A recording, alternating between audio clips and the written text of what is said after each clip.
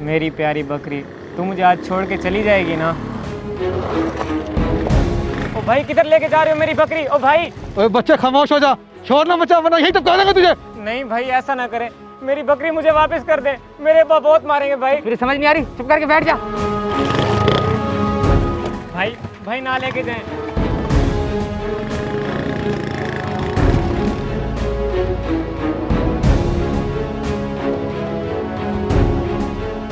मेरी बकरी।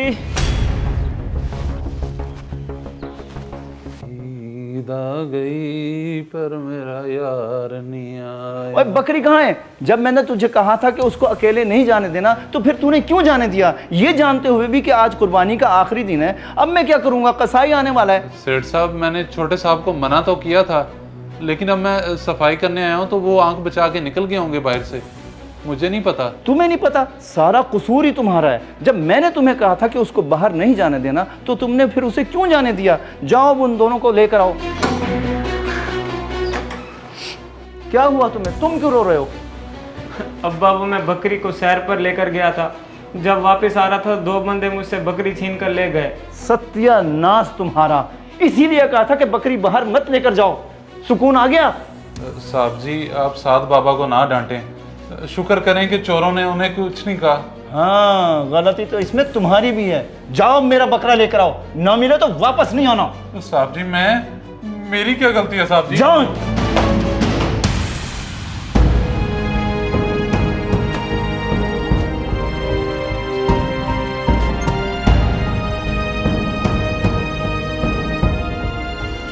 बड़ी अजीब बात है भाई, कसूर किसी का भी हो, आज आगे निकलता गरीब पे ही है। भला अब मैं कहां से जाके ढूंढूं?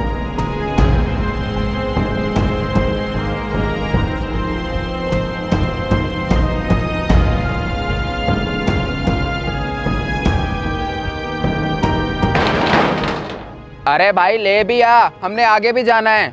आया आया।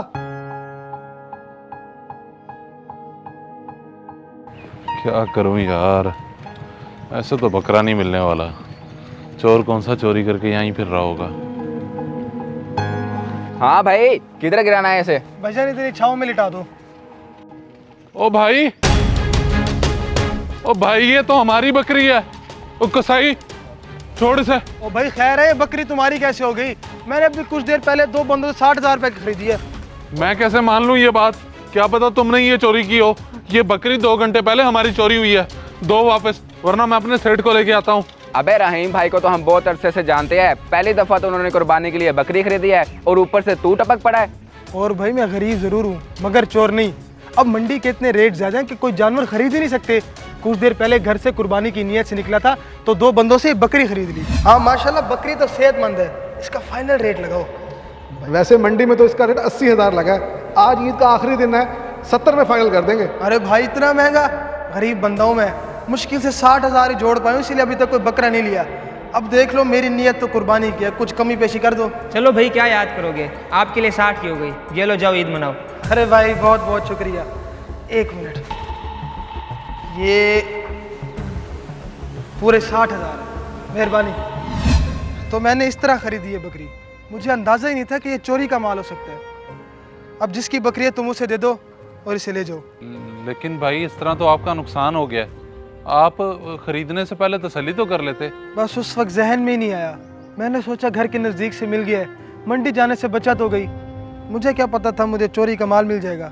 अच्छा, बहुत दुख हुआ भाई। आपसे एक गुजारिश है, अगर आप मेरे साथ चल के मेरे सेठ से मिल लो, क्योंकि वो इस वक्त गुस्से में है, हो सकता है वो मुझ पे यकीन ही ना करें। ठीक है, मैं चलता हूँ आपके साथ। अबे रहीम भाई, अब मैं क्या करूँ कुर्बानी का? अबे तू मुझे कर ले कुर्बान, अभी तू जा किसी और घर, इसका क्या करना है फिलहाल देखते हैं। चले भाई।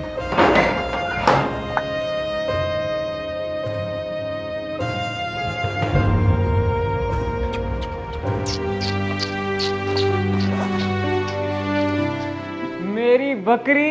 बस यार क्या बताऊं, मैं बहुत परेशान हूँ। ईद का आज आखिरी दिन था और ये हो गया है। अब्बा देखिए, रशीद चाचा हमारी बकरी ले आए। अच्छा, मैं फिर तुझे कॉल करता हूँ। क्या बकरी आ गई? अरे वाह रशीद, तुम तो वाकई बकरी ले आए। कहाँ से मिली? सेठ साहब, ये साथ वाले मोहल्ले से रहीम भाई हैं, इनके घर थी बकरी।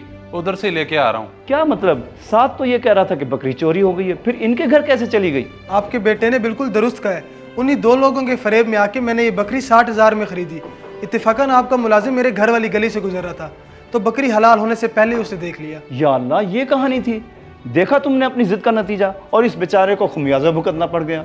इसीलिए मैं तुम्हें मना करता था कि बकरी बाहर मत लेकर जाओ। सॉरी अब्बा, सॉरी अंकल। बेटा, बड़े कुछ सोच समझ के ही मना करते हैं, और आप भी अपने बच्चे को मजीद मत डांटें, इसे सबक मिल चुका है। अच्छा, मैं चलता हूँ।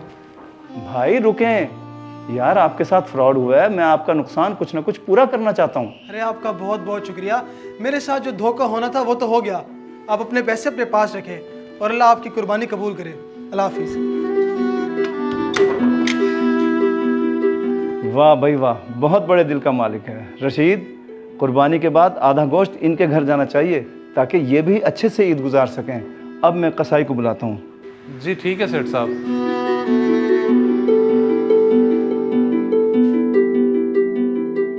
इस वीडियो को लाजमी शेयर करें। हो सकता है आपकी वजह से कोई राह रास्त पे आ जाए।